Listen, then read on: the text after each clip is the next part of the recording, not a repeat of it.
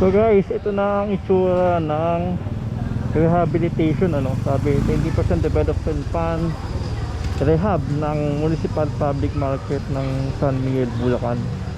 Tama guys, ang laki ng pagbabago, no? Dati minsan may mga nakatinda dito, ngayon wala na siya. Naging parking station which is napaka-komportable sa mga mamimili. Maayos guys. Yun, talagang maramdaman yung may bago na yun talaga dito, no? So si Mayor Bong Alvarez lang pala ang hinihintay ng San Miguel, Bulacan.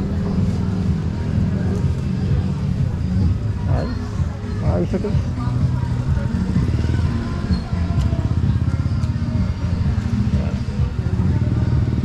Size po ngayon ng ano dito ng gabi na.